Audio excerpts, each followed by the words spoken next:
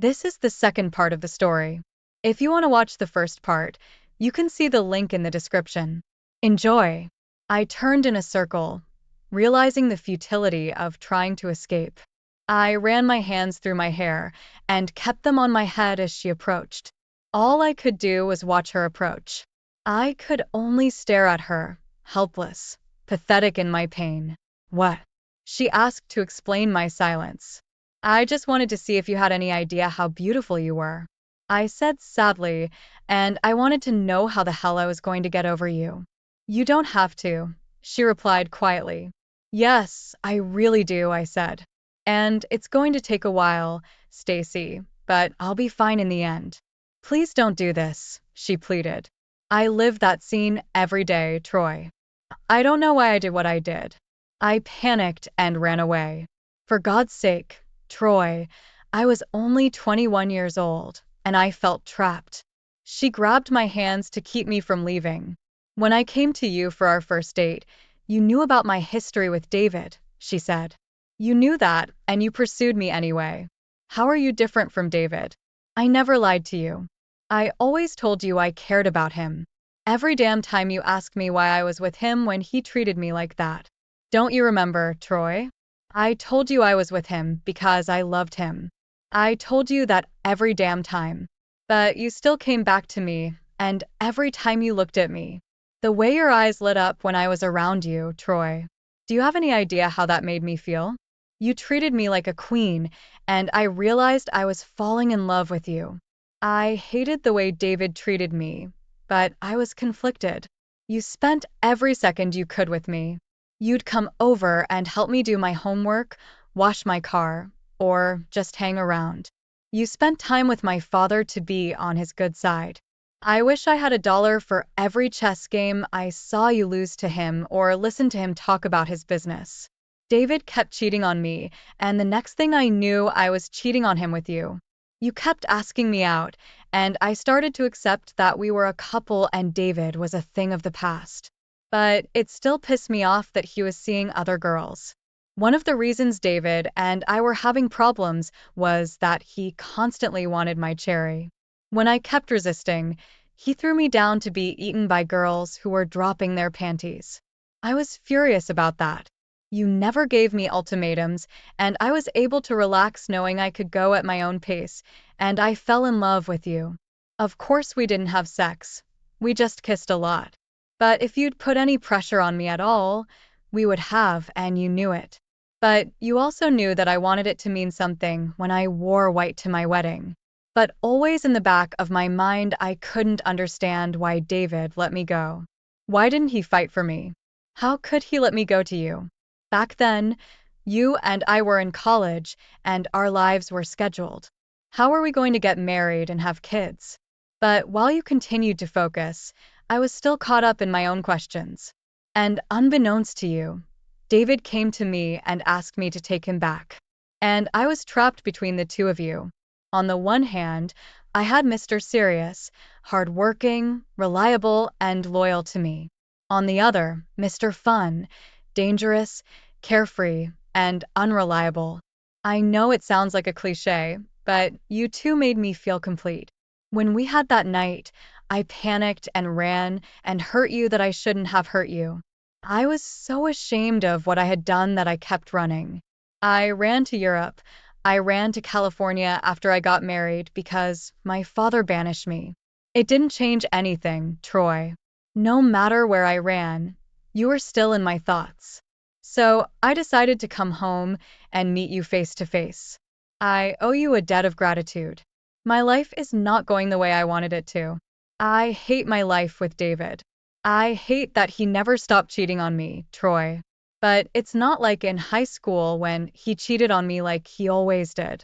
I had you to make me feel better then. And now he's cheating on me and I'm all alone, Troy. The reality is that I belong to you.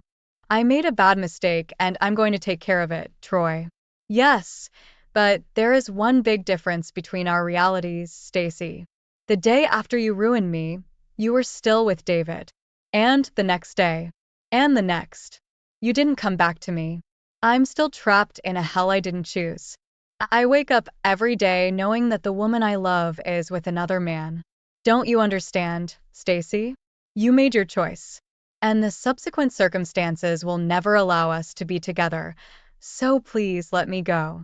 My heartbreaking, pitiful plea brought unshed tears to her eyes. I pulled apart her embrace. I'm just going to leave, Stacy. Tonight was a mistake, just another big mistake. Where she got the strength from, I have no idea. But she grabbed my wrist and pressed my palm against her tit with force. She looked up at me and said, "Now try to get away." She kept pressing my hand against hers, and God help me. I began to squeeze it gently, and then I moved toward her and began to kiss her. She nestled into my arms in agreement. I immediately took in her familiar body, yet so different after 6 years of change. I tried to trace her new form clad in a dress. She moved her foot toward mine to prolong the contact. I immediately stiffened to the discomfort of my pants. "Please, Stacy, stop this now," I gasped between kisses. She kept throwing herself at me, and I kept fighting myself. The most telling thing was that I didn't fight her off. I didn't reject her. I met every moment of her passion with my own. She lifted one foot off the ground and rubbed against me. In response, she sat on top of me while I held her in my arms. Slowly, she lowered her pelvis to the ground, pressing herself into me. "Stacy, I can't. If I do this, I'll be no better than David. I don't have much left, but my conscience won't let me do it. If your marriage is so terrible, leave him. Divorce him and find someone who will make you happy. There is too much history between us to overcome. Too much animosity and bad blood for us to overcome.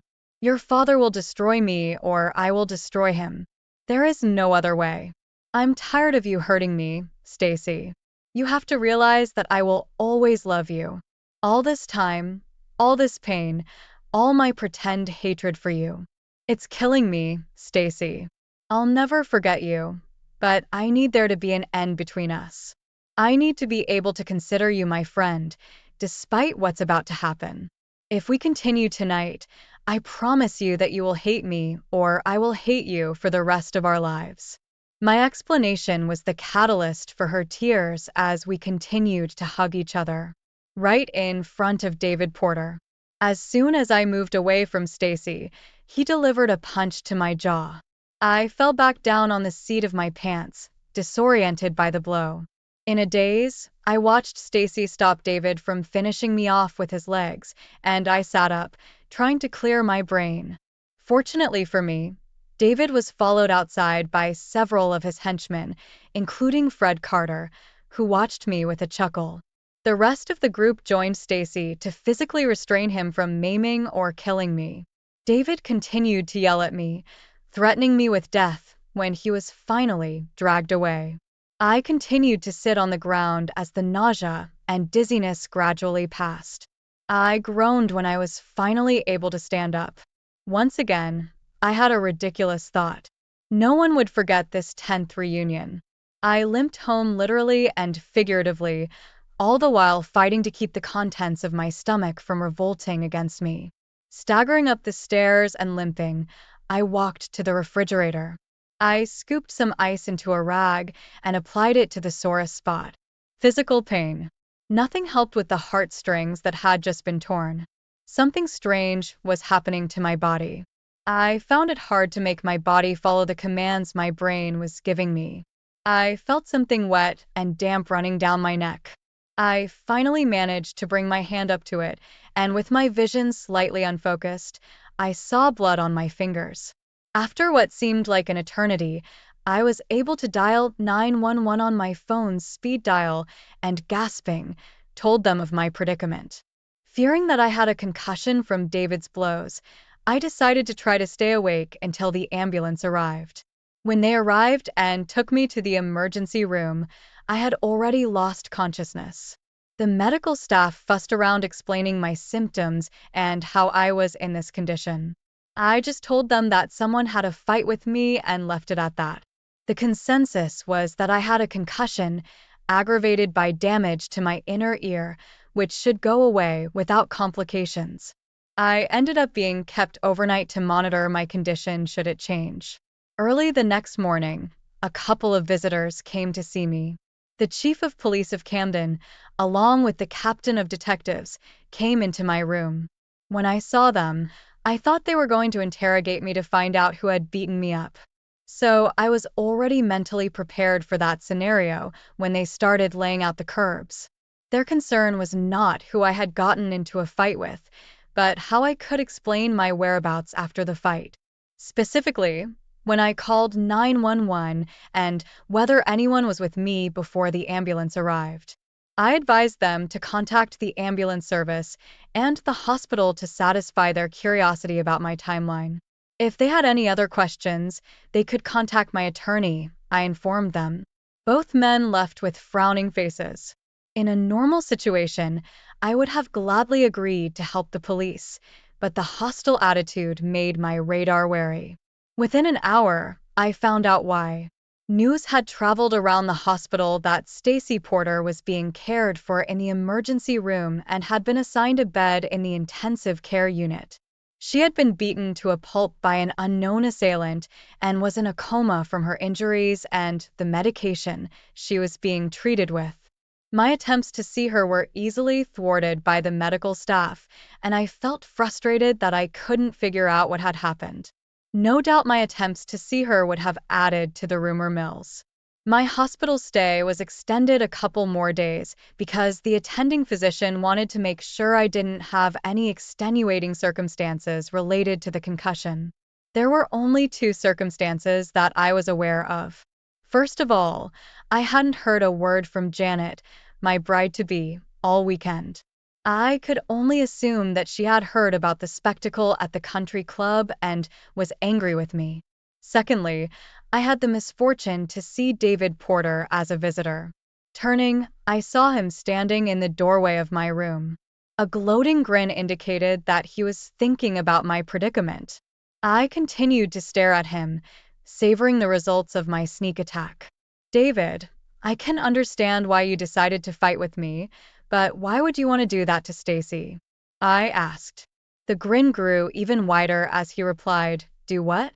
I have no idea what you're talking about. The only one with a motive to harm Stacy is you, David. What are you going to do when Charles Bachman decides to intervene? Don't worry about it, Troy. He and I have an agreement, and the police have already gotten their orders. The perpetrator of the attack on Stacy is some unknown person. When Stacy recovers, she will be sent back to California to live with her sister. Charles Bachman and I will continue to do our usual business of running you out of town like a beaten dog. I shook my head sadly. Charles Bachman hates me that much? He let you beat up his daughter and try to blame it on me? He can't stand what you walk on. You constantly humiliate his family. What you and Stacy did at the school reunion was just icing on the cake. He fully approved of my measures to punish Stacy. David, I can almost understand why he hates me. But what have I done to you that you hate me to this extent? My question startled David. For a brief second, the anger in his eyes was replaced by a sense of doubt as he searched for an answer. Mr. Stacy is better than you. Mr. I think I'm better than everyone else, he replied stiffly. Did you think I was going to let you get away with stealing Stacy from me? You didn't allow anything, I quickly interjected. You dumped her, and I came up to you and told you I intended to ask her out. You didn't object. And you know what, asshole? I changed my mind and decided I wanted her, and I snuck into her pants every chance I got. And she still wouldn't let me, saying she was saving it for you. Hell, even when we went to Europe after she ran away from you, all she did was mope and cry for you. She still didn't want to sleep with me. I was so angry. Then we flew back to the city and her father read her the riot act and told her she had to marry me because he wouldn't tolerate any more scandals from her. So we played the wedding under the gun, and she cried like a baby when I finally slept with her on our honeymoon. So I go off and have fun, and she sits at home and wishes she'd left her poor Troy behind, which is fine with me. Because when you're finally on the street, She can pick you up, as far as I'm concerned. I'll be running Bachman's Enterprises, and you'll be throwing garbage in the trash can if I can help it. David, I'll tell you once. You're going to have to go a long way to get rid of me, I replied, and don't think you're going to be able to kick my ass. Even after you hit me and kicked me, you didn't hold me back. I was already getting up to fight back when Stacy stopped the fight. I would have killed you, I said it offhandedly. The hint of David's inability to hold me weighed on him as he walked away. I wanted him to dwell on that fact. Somehow the days at the hospital went by unnoticed. Janet was still missing. I kept in touch with Tom Jenkins, who was doing business on my behalf. I was contemplating revealing to him aspects of the bank's affairs that he wasn't privy to when I got word that Stacy wanted to see me. When I entered her room, I shuddered when I saw the extent of her injuries, and my dislike was taken to a new level. How could someone do that to someone they were supposed to love? She invited me to sit by her bedside, and I took her frail hand. I suppose you heard I was banished again, she said weakly. I heard. I'm sorry, Troy. I didn't mean for you to get hurt. I guess that's the best I can do. She started crying. Shh, Stacy. It's not your fault. You need to get away. Get away from this because no matter how it ends, you're going to be hurt. Go to California. Start over. Find someone you can love and leave me and David and your father in the past. Don't look back, I commanded. I have someone I love here, she insisted, squeezing my hand tightly. I took my hand away. Will you love me if I destroy your father, Stacy? Because I intend to do it if I can. Can you bear the thought of being known in this town as the woman who betrayed her own father? I can't put you through that, Stacy. Remember the anecdote I told in my office? You mean the one where you hinted that I was a slut? She asked. You're not the whore, Stacy. It's me. You've submitted an offer worth millions of dollars. And I'm so eager to chase you that I'm willing to settle for your reputation being worth $5 in the end. I can't hurt you like that. You're too dangerous for me, Stacy. Go away and live in peace. I walked away, hearing the sobs echoing in the room. The day I was released, I went to the bank and thanked Tom Jenkins for his guidance in my absence. Janet's desk had been cleaned out, and her copy of the secret bank books was gone too. That evening, while I was in the attic of my apartment, I heard familiar footsteps approaching me. Hi, Janet, I said, not bothering to make sure it was her. I just stopped by to return your key, she replied. Okay, I replied neutrally. I waited. Mr. Buckman wants to meet you tomorrow night at the country club to discuss business with you, she informed me. Okay, I replied again. She waited for me to ask the questions I should have asked. For example, how she knew Charles Buckman and why he had chosen her to be his envoy. I was not inclined to oblige her. At last, she left. I pulled into the parking lot of the country club, turned off the ignition, and just sat in my car. I paid no attention to the few passers-by who approached my car as they entered or exited the building. Gathering all the strength and energy I would need to see the meeting through, I began a series of deep breaths. Finally, I left my old beat-up Chevy among the immaculate Cadillacs, Lexuses, and Mercedes, and walked to the entrance. The receptionist occupying the entrance was preparing for me to go through the hassle of announcing my name and the purpose of my visit, and then wait for an escort since I was not supposed to walk down the corridor alone. I walked past her as if she was invisible and paid no attention to her shocked face and protests as they subsided, and I continued down the hallway. Civility was not a priority in my current frame of mind. I wouldn't waste my energy on my subordinates today. As if out of thin air, Thomas Clark, the manager of the country club, appeared in front of me and kept pace with me. Good evening, Mr. Harrison. How nice to see you here again, he said cordially. I glanced at him. Thomas Clark was one of the few protesters who had opposed my family's expulsion from the country club. It was because of his talent for keeping an eye on the country club that he hadn't lost his job during the general unrest when Charles Bachman waged war against my family. Good evening, Mr. Clark. It's good to see you too. Despite my intentions, I felt it my duty to express my appreciation for his efforts. He nodded and my companion, and I continued down the corridor without a word. Mr. Bachman has reserved an office for your meeting today, he reminded me. We approached the office, and he seemed to want to say something else to me. I slowed down to give him that opportunity. With a concerned expression on his face, he began, Mr. Harry, Troy, if there's anything I can do for you after tonight. I was touched by his generosity. Thank you, Thomas. That means a lot to me, I assured him, and we walked into the office. The atmosphere of the country club office reflected old-school male domination in the best possible way. It wasn't that women were forbidden to be in the room. It was just that due to history and heritage, they were not allowed to occupy it. In the large room, hunting trophies of various wild animals hung on the walls. On the walls hung photographs of various expeditions.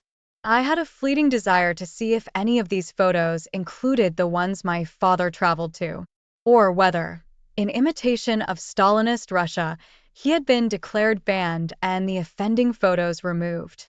The faint aroma of expensive cigars competed with the hickory and oak logs blazing in the huge stone fireplace. Light and shadows danced on the soft leather armchairs and sofas. The gleam of polished mahogany furniture, several of which were topped with Waterford crystal decanters filled with various whiskeys or liqueurs waiting to be consumed. Shelves littered with rare first editions of literary masterpieces, many autographed by the authors. In the corner stood a large globe testifying to its antiquity with unexplored parts of the world, names of forgotten countries, and shifting boundaries. And in the very center of the room, confidently dominating his universe, stood my nemesis Charles Bachman. His son-in-law, my former friend David Porter, hovered nearby, serving as a companion. He stared at me, hesitant to attack. He stared at his father-in-law, desperately waiting for the signal to destroy me. I watched the enormous figure of Charles Bachman, remembering how he had bullied me years ago when I was courting Stacy. All the little derogatory remarks and jokes I'd endured while studying the chessboard during one of the games he'd insisted on playing while I waited for Stacy to get ready for her date. The inevitable gloating as he captured my king and pronounced checkmate, signifying another of my defeats. Troy Evans Williams, he said, as if giving me a death sentence. It's been a long time since I've seen you. Not long enough, Mr. Bachman, I replied. You wanted to meet me, Mr. Bachman, so tell me why I'm here so I can leave here and go home. Why don't we get a drink, Troy? He called up the country club manager and asked him to go to the storage room and bring back a decanter of Remy Martin Louis III estate rare cask that the manager was storing for him. I'm impressed, Mr. Bachman. How much does a bottle cost now? Last time I bought one of them, Troy, and it cost me about $25,000. If I remember correctly, Mr. Bachman, the only time you raise a toast is when you make a business deal. That's right, Troy. I made a very big business deal, and I feel like celebrating. Do you mind if I ask what you bought? Not at all, Troy, he commented, taking the decanter from the manager. Thomas Clark left the room while Charles Bachman poured healthy portions into 3 decanters of brandy and held one out to me. I've just bought out the Camden Bank and Trust. He looked at me with his soulless eyes, waiting for my reaction. Strange, I don't remember agreeing to sell it, I said calmly. David followed, picked up a 3rd decanter of brandy and gave me a look of pure schadenfreude. You're going to have to sell, Troy. On Monday, the state bank auditor will audit your bank. Copies of the real ledgers you've been hiding from everyone will be presented for inspection. After they compare them to the fake books you've been fooling everyone with, the investigation will begin. And then it's just a matter of following the trail, Troy, he explained cheerfully. How did you find out about the books? I asked. Troy, I've always been 2 steps ahead of you, he chuckled, shaking the decanter of brandy to warm the drink. I know about everything you do. I hate to see that you haven't paid attention to any of the business lessons I taught you so long ago. I know about the ridiculous files you keep on me, my daughter Stacy, and my son-in-law David in your desk drawer. I know about all your business dealings, Troy. He paused to light a smuggled Cuban Cohiba cigar. I continued to wait patiently. All of your business deals, he emphasized, blowing a ring of smoke, including the Soren oil deal you worked on. And as I said, I have access to copies of your books, Troy. It's going to make interesting reading across the country when this story comes out. However, there is an alternative solution, Charles Bachman suggested. If you turn the bank over to me, the actual books will never be reported. There will be no investigation, and you can walk away rather than spend the rest of your life in state prison on embezzlement charges. Why would you want to acquire a failing bank, Mr. Bachman? You buy it, and you'll have to service the accumulated debts? I asked, puzzled as to the reason. Just call me sentimental, Troy. I'm thinking back to when you and Stacy were growing up. How you used to come over and play with her. Even when I thought you were going to be my son-in-law instead of David. I'm doing this for old time's sake. You're not tarnishing your mother and father's name. They wouldn't approve of their only child becoming a criminal. As far as I'm concerned, you killed my parents, Mr. Bachman, I interjected angrily. You tried to destroy me and my bank. And after everything you've done to me and my family, you're going to blackmail me into giving you the bank. And what happens to my customers when they can't make their car or house payments? An irritated Charles Bachman replied, the same thing will happen to my clients who fail will happen to everyone else. I'll foreclose on them. I'm in the business of making money, boy. If I told you once, I've told you 1,000 times. In nature, the big ones eat the little ones. That's a lesson neither you nor your father ever understood. I can manage without you, Mr. Bachman. I have a deal ready to go involving Soren's oil reserves. Once the deal is signed, all my financial worries will be over. The money goes back to the bank and no one will ever know. Even if you denounce me, you'll have no way to prove it. Charles Bachman and David Porter laughed in my face. You can't count on Soren's oil stocks, Troy. Unbeknownst to you, I've been buying up every stock that comes on the open market. I now own 63% of the stock, and that number keeps going up. I'll be richer than Bill Gates and Warren Buffett combined before it's over, and you'll be left in the dust, Troy. Checkmate, Troy. I remained silent while he and David enjoyed my obvious torment. He studied my discomfort as I began to search the room for an exit. Any way out? I glanced at the table where an ornate chess set stood ready for play. I remembered all the games I had played with Charles Bachman and lost. I continued to stare intently at the chessboard. Stanton's ebony pieces and their counterparts carved from ivory by a master craftsman many years ago. Now they waited in silence for the game. Charles Bachman followed my gaze, and a smile flashed across his face. You know, Troy, it's been a while since we played chess. Why don't we make a little bet? If I win, David takes over as president of Camden Bank and Trust, and you go to jail. And if I win, suggested I, taking a sip of very expensive brandy. The very idea seemed to be a slap in the face to Charles Bachman. I could see him blushing and struggling to control himself over this ridiculous idea. He narrowed his eyes and said, if you win, you will remain president of Camden Bank and Trust and work for me for the rest of your life and not go to jail. If it weren't for the fact that you've never beaten me at chess, I might have lost on purpose to keep you under control. But I think it would be best if you left this town with your tail between your legs. He hissed angrily at me. He turned away and grabbed a couple of chess pieces, shielding himself from my gaze. He turned to me again and extended both fists at arm's length. There were pawns hidden in his hands. All I had to do was guess correctly, and I would start with white and gain the advantage of the initial move. He continued to wait for me to decide which hand I wanted open. I waited half a minute before I put the palm of my right hand under the left fist of Charles Bachman. A knowingly victorious glint appeared in his eyes as he moved the pawn into my hand. I clenched my hand into a fist, and the pawn remained undisclosed to everyone. Since I know I have a black pawn in my hand, I have chosen your remaining hand. I will start with white. I opened my hand to show the black pawn in my hand. A look of anger and disappointment appeared on Bachman's face, as he had not calculated my trickery. Since I first played with him, I was given the opportunity to choose pawns. Contrary to the law of averages, I always lost. It was only after I had lost heart that I dared to wonder how he had achieved such success. With sleight of hand, he always fielded a choice of 2 black pawns.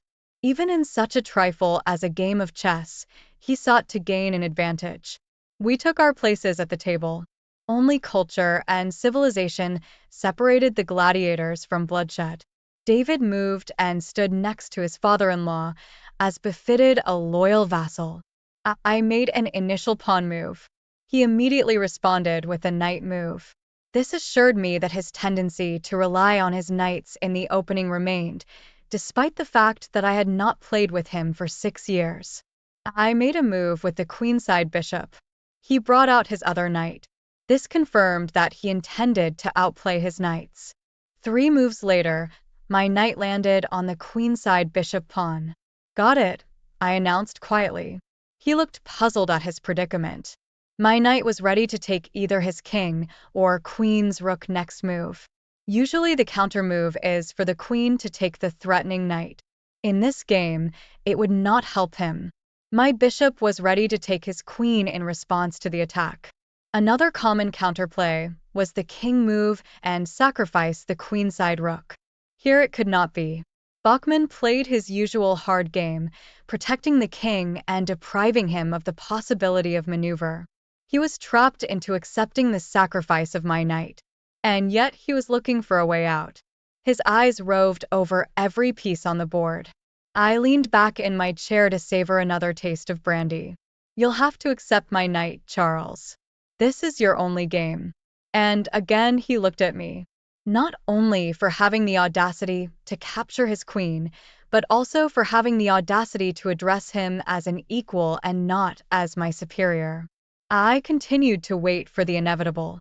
Finally, in disgust, he moved his queen and took my knight. Without hesitation, I moved my bishop and captured his queen. I held the queen piece in front of him. I just looked at the piece rubbing against the princess's ebony. Funny thing is, in the other game we're playing, you had another queen, but it still didn't help you, I commented. What are you talking about, Troy? Your queen, the spy you launched into my office, Janet Temple. Your secret agent I had to face.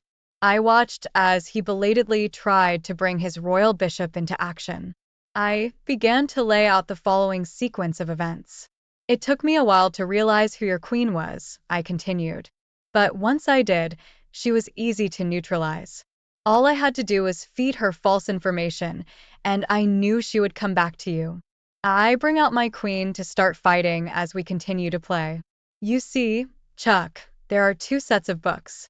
But the fake counterfeit books show that the bank is in trouble. The public books are real and show that the bank is thriving. I baited you into thinking my bank was in trouble because I knew what your natural reaction would be. The big one always eats the little one. Isn't that what you've always said, Chuck? He had a stunned look on his face at the fact that I had used a patronizing nickname and moved my queen diagonally across the board to capture his queen rook. Once again, I was able to calmly say, got it. I've known for almost 2 years that Janet was passing information to you, Chuck. I knew that you forced her into an intimate relationship with me so that I would lower my defenses. I set up several situations where I gave you the right information through Janet.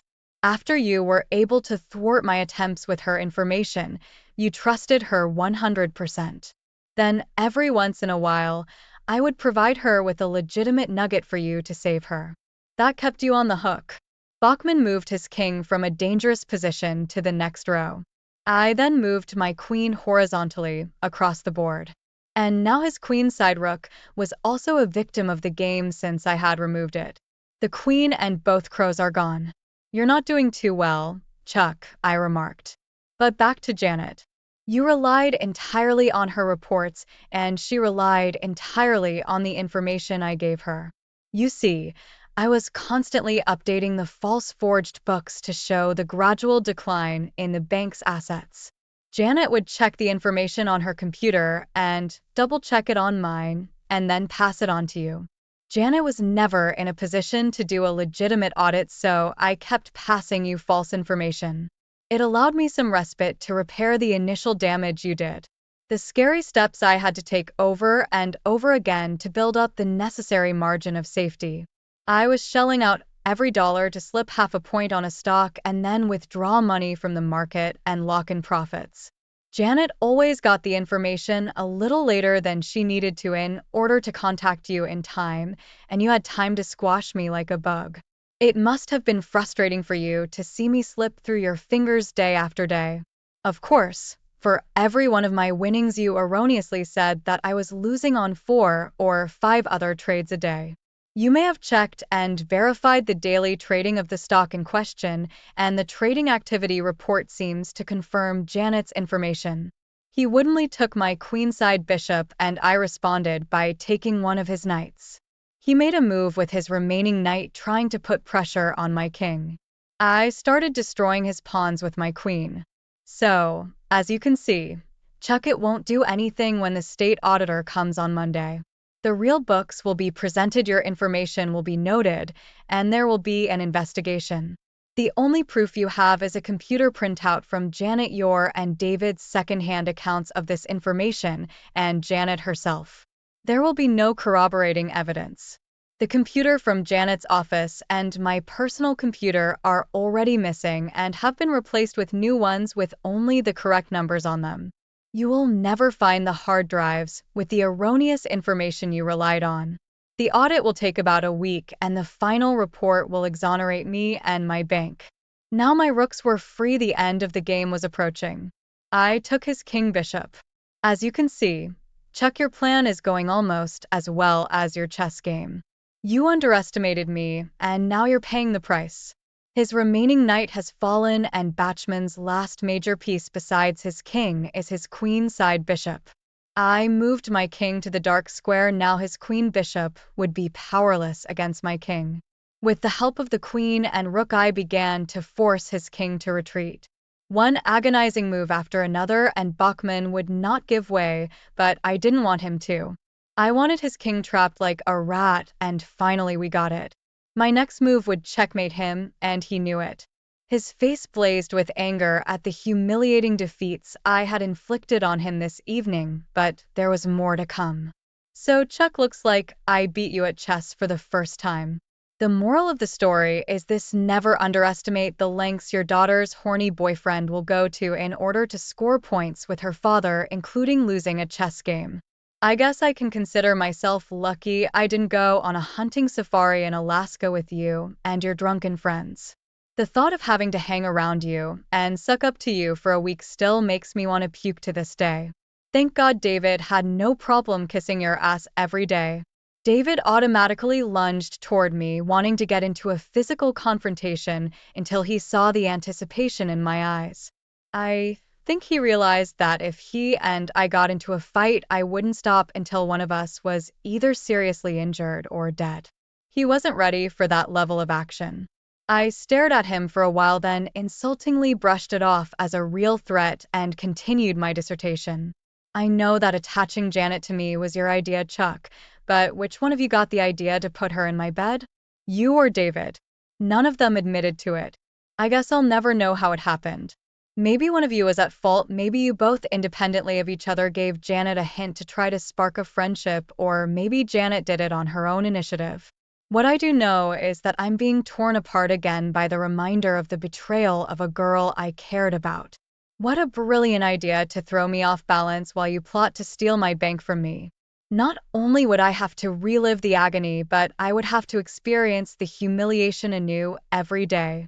So does that piss you off, Chuck? The fact that I live to fight another day? The fact that my very existence reminds you of the sins you committed against my father? Normally, if I pissed you off, that would be cause for concern, because even if I foiled your plan and saved my bank, I could expect you to regroup and launch another attack. But that's where the genius of a queen like Janet comes in. I continued to lecture Bachman as if he couldn't stop hearing about the wreck I'd made for him. I know she also told you about the Sorrento oil reserves that my bank was so counting on to bring it back to the black. Just imagine an oil field estimated at several million barrels that has yet to be developed. Sounds too good to be true, doesn't it, Chuck? And it's too good to be true, Chuck. Once again, I fed you false information through Janet. I created Sorrent oil reserves out of thin air, Chuck. You were so eager to believe everything Janet told you that you didn't do your due diligence. Why would I? I certainly wasn't cunning enough to outsmart you. I've never been devious before, and you knew I couldn't dare to make a false move. Therefore, everything I invested in had to be in good faith. Thanks to me, you have seen a vision of the mythical El Dorado. With a startup capital investment of $100 billion, you would make billions of dollars in profits. The fact that you would destroy me was just the cherry on top. You flipped through all the test field reports and engineering reports that promised unquestionable success. All those reports from my desk that Janet stole for your benefit. All those reports from straw figures created by me. They existed only in my imagination and from my hands. But after creating enough papers, I pushed you closer and closer to the edge until you jumped off the cliff voluntarily.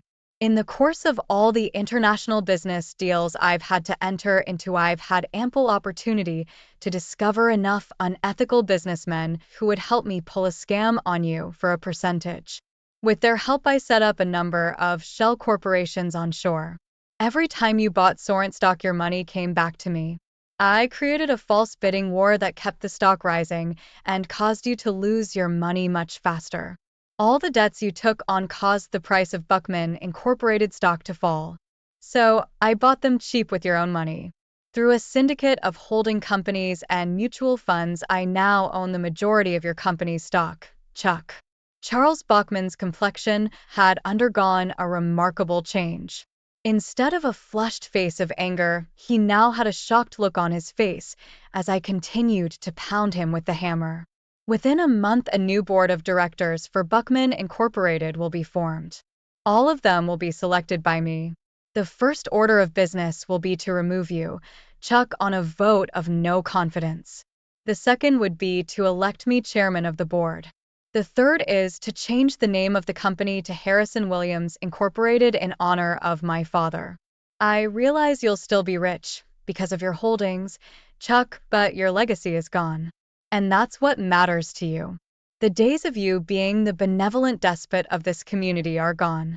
Your lavish estate, the Rolls Royces you and your wife drive, the condos you own, the private jet, all of this titled in the company's name for tax purposes, will belong to me. I will, however, allow you to keep your mistress. Charles visibly cringed at my revelation that I knew about his secret life. David watched stunned as his unbending father-in-law's clay feet appeared. You'll spend the rest of your life complaining about me to the FBI, the SEC, and every other law enforcement agency you can think of, and it won't get your money back. I have covered myself with countless layers of protection and continue to add them.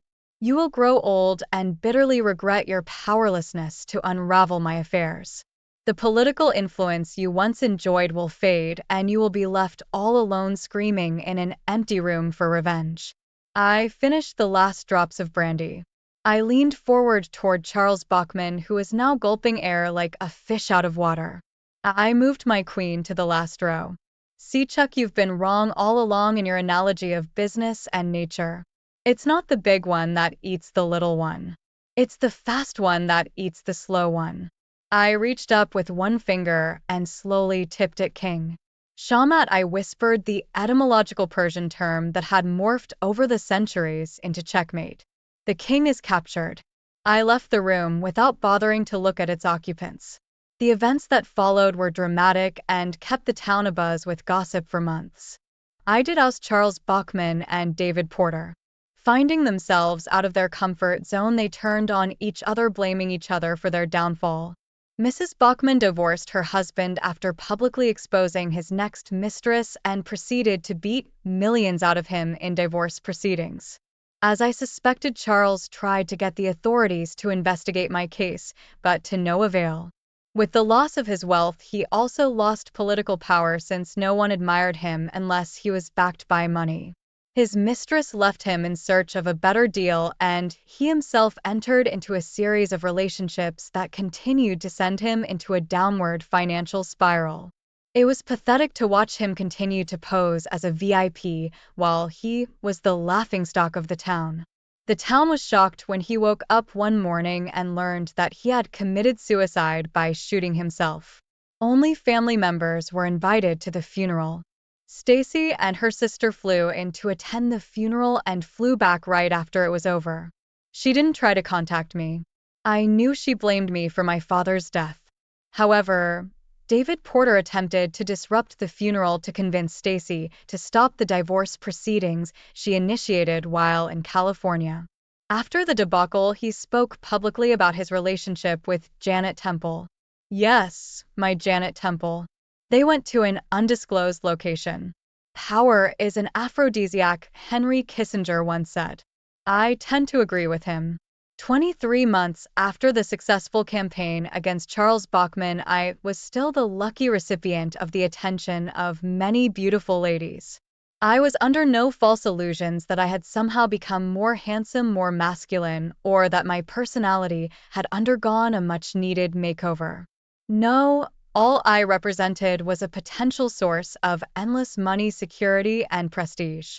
Was I upset about that? Not at all. I knew what the game was, and so did the ladies.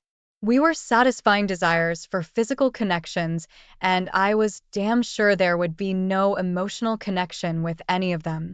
I made sure that any financial obligations imposed on me by my lovely ladies were minimal and transient. In my shallow world, that was enough to get by. Still, sometimes deep into the night, I would leave my slumbering partner for the night and spend my time just watching the quiet city courtyard from my third-floor window, still looking for someone to believe in. Standing like a sentry over my moonlit city that was experiencing a renaissance. Taking over Harrison Williams Enterprises, I approached a number of manufacturing companies about moving to Camden to end the city's history of being known as a one-company town. By offering commercial loans at a very low rate and convincing state officials to offer various tax incentives, a large number of companies decided to take advantage of these offers. As a result, the city of Camden experienced a boom. I originally envisioned that Buckman's Financial Plaza would soon resemble what downtown once looked like. A desolate concrete ghost town synonymous with Charles Buckman's failure. But I commissioned a study and concluded that it was prudent to allow Buckman Financial Plaza to continue in business and thrive. People psychologically wanted and needed options. People like Fred Carter, a classmate of mine who ran a Ford dealership. Fred would have resented having to obediently submit to me to run his banking business at Camden Bank and Trust. But if he had been offered to do business with Buckman's Savings and Loans, he would have been as fit as a fiddle. I didn't care which organization got the money as long as it came back to me. Oh, I did indulge my ego. The Camden Country Club has done the unprecedented thing of rescinding a member's expulsion and granting me membership. I guess after it was revealed that Harrison Williams Enterprises was thinking of placing a landfill next to the golf course, I thought my opinion might sway the Harrison Williams board of directors. I seemed to notice a few hostile and annoyed looks every time I came in. Went back to the country club, but as long as they left me alone, I left them alone. However, for the sake of vacuousness, I made sure to encourage minority membership and convert the office into a daycare center as soon as it was remodeled. I also had dinner every night at the club to demonstrate my power. I took advantage of the situation and ensured that Thomas Clark, the country club manager, was given full autonomy to run the club. He listened to my proposal to upgrade the restaurant to a five-star establishment. I now had a place where I could bring my business lunch partners for a nice meal or a round of golf. Or both.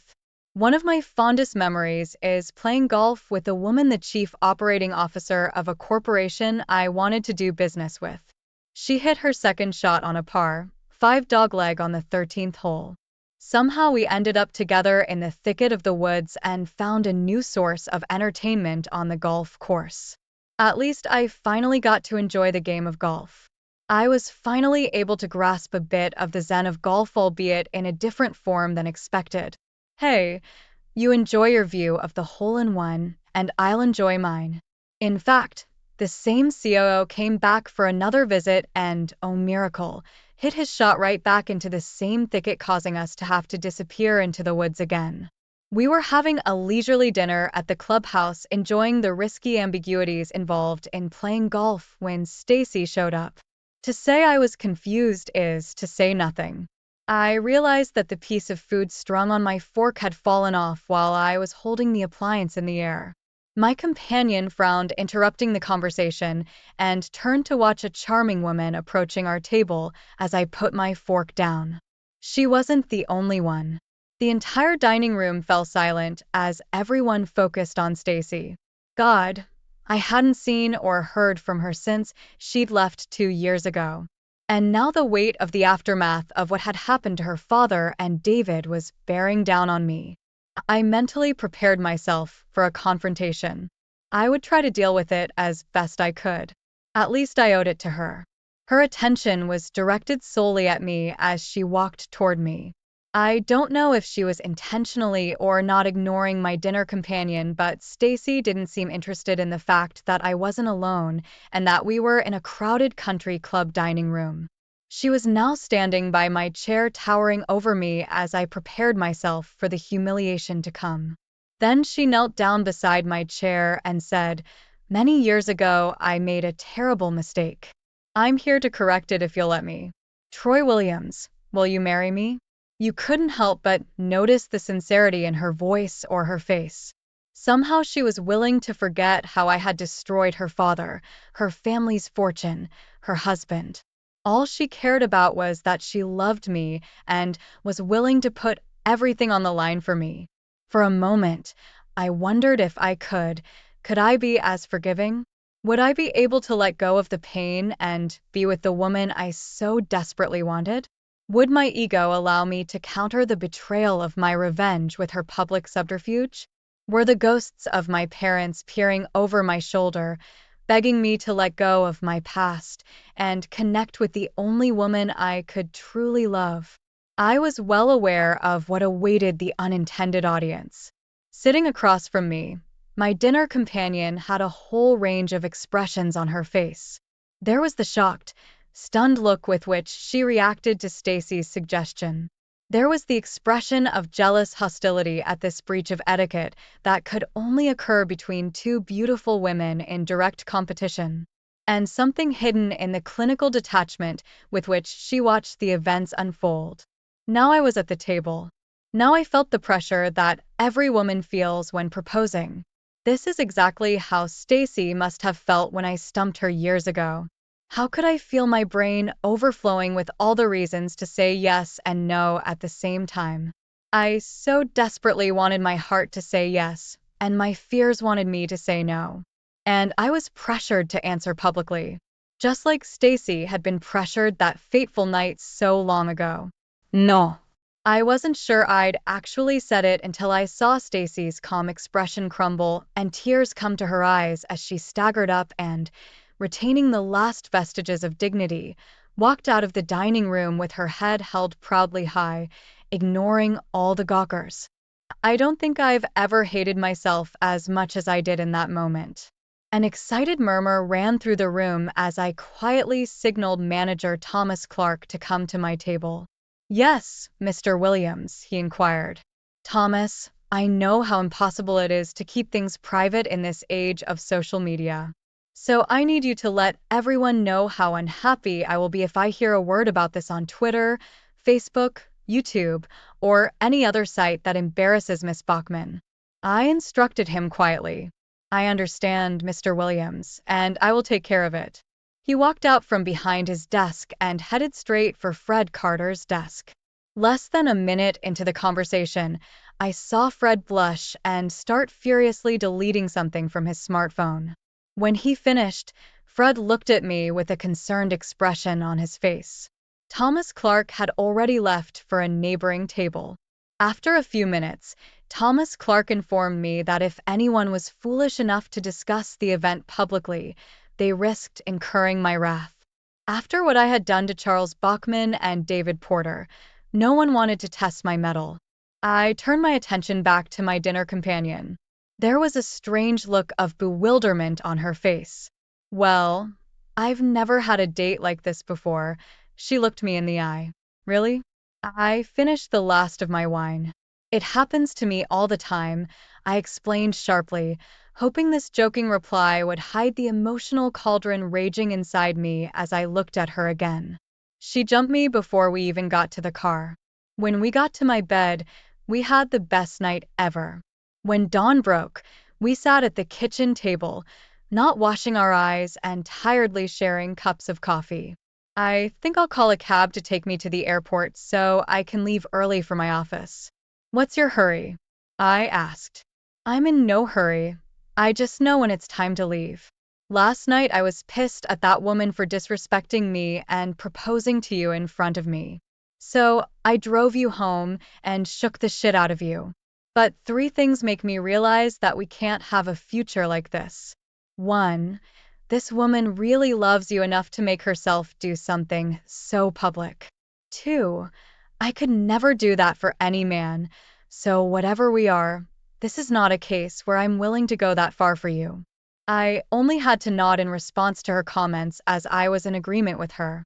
She was fun to be with, but we both knew we weren't right for each other forever. "You mentioned 3 things. What's the third?" I asked. "Last night, everyone in this room could look at her and tell she was in love with you. I kept looking at you and could tell you were in love with her. In love or in business, don't take on something you can't succeed at. I've already lost that battle." As I weighed her words and considered my next steps, I watched the cab drive away, taking her to the airport. The wait was less than 24 hours. Stacy reappeared at the country club as I dined alone, got down on one knee again, and publicly proposed to me again. I was once again going through a turmoil of conflicting emotions as I was once again put in front of a choice. Somehow I managed to say no again, and again my negative answer caused Stacy the pain of rejection, and she slowly walked away, trying to keep her composure, tears streaming down her face. The room stirred again with excitement, and I called Thomas Clark over and asked him to repeat my favor from the night before. I knew it was impossible to keep people from whispering about the event, but I could still try to limit the damage to local gossip only. On the third night, the dining room was crowded with people waiting for Stacy to arrive. They were not disappointed as she showed up and proposed to me again. Unlike the onlookers, Stacy was disappointed as I again refused to accept her marriage proposal. This time Thomas Clark didn't have to instruct people not to air anything they witnessed. He automatically went into damage control mode. Stacy showed up the next night and left disappointed. And the next night again. And the next. And the next. The event continued every night. A week went by. Then a month. And Stacy continued to show up every night to propose to me. I couldn't understand how she managed to endure so much pain and rejection. But every night she showed up hoping I would say yes. And every night she left with her heart torn apart by my rejection. Her friends begged her to stop, to save what little she had left and start over far away from our hometown. She continued to ignore them. Then a few brave men approached me and suggested that I stop eating lunch at the country club to put an end to this farce. I ignored them. Night after night it went on. One change was that I never asked him to dinner at the club again. At least I was able to keep the conflict to just the two of us and not expose anyone else to the spectacle. It was Friday night and I was waiting. By this time, the initial buzz from Stacy and I's little dramatic performance had turned to a lukewarm agreement with the crowd. Many had become oblivious to Stacy's hopeful comings and sad goings. She showed up right on time, remembering to dress for the occasion and not giving up hope that she could convince me to change my mind. She came up and started to kneel when I raised my hand to stop her from kneeling. Stacy, today marks 1 year since you came back and asked me to marry you. Every night I say no, but you keep coming back. How long are you going to keep this up? It was noticeable that she was excited about the change of ritual. But recovering herself, she said, Troy, I will continue to come here every night and propose to you in the hope that you will finally agree that we belong together. And it doesn't matter if it happens tonight or tomorrow or years from now. I will do everything in my power to right the wrong of not accepting your proposal. The heartfelt reply struck her with sincerity. You know, your batting average is pretty bad in this case. She ignored my futile attempt to make the situation light. All I have to do is be right once and then you, and I can spend the rest of our lives batting 1,000. Look, Stacy, I don't have as much practice at this as you do, but maybe I can do it better. Before she realized it, I had already slid off the chair and was kneeling in front of her. My hand reached into my pocket and snatched the object. Now that everything was clear, Stacy screamed, "Oh my God! Oh my God!" 3. Tears of joy sprang from her eyes and her hands reached for my mouth in disbelief as I opened the box and presented the ring to her. Stacy Ellen Boykman. Yes, she shouted. You? Yes. Getting married? Yes. Yes. Yes. You? Yes. Yes. Yes. Oh God, yes, I'll marry you. In a rush of adrenaline, she lifted me to my feet, pulled me to her and started kissing me, and the hall erupted in wild applause. She sobbed in my ear. Thank you, Troy. Thank you for making me so happy. Somehow, despite her holding onto me tightly, I managed to slip the ring onto her finger, which entailed another round of blazing kisses. I didn't think I could get her to unhook herself from me, but eventually her girlfriends who were present pulled her off me while they oh-oh'd and awed over the ring, and of course, they began wedding planning expeditiously. I took Thomas Clark aside and told him to put all the bills on my account. Yeah, even that bastard Fred Carter.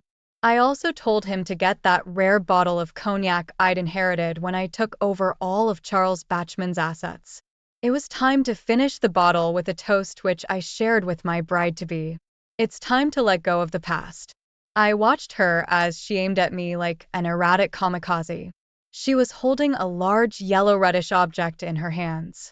I tried to prepare myself for the possibility that if she decided to throw it at me at close range, I would try to anticipate the trajectory it would take to hit my body. Instead, she held out her hand for me to take the thing from her.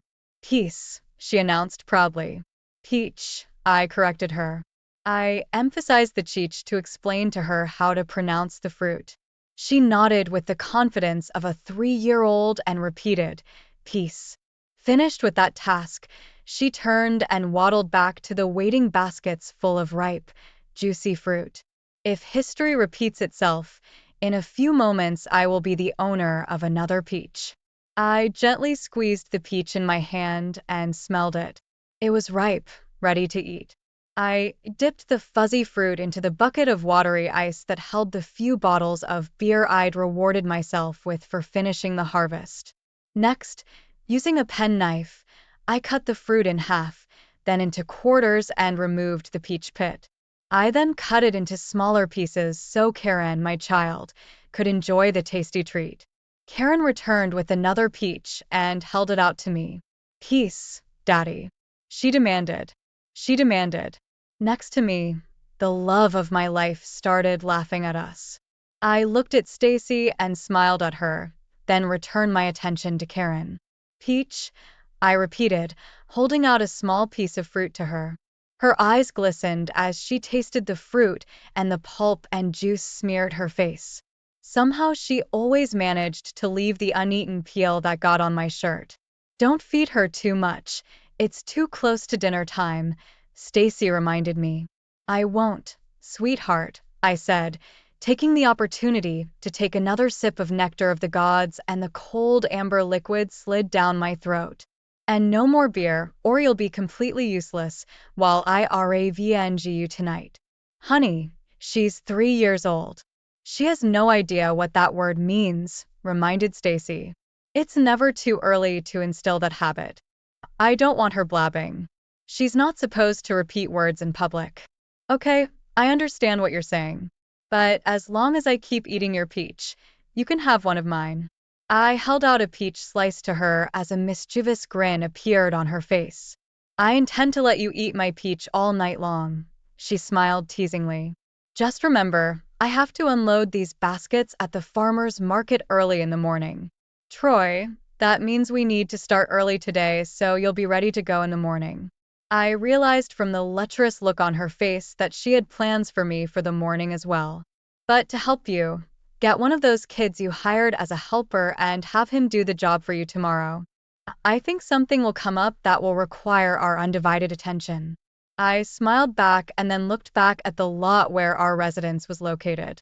When we got married, I had agreed to stay in the bank building, but Stacy had been adamant that she wasn't going to raise her family in the bank building. I called my old family friend, Mrs. Fuller. She was past the age where she was having trouble taking care of her farm. Added to this was the fact that her daughter insisted on moving west to live with her.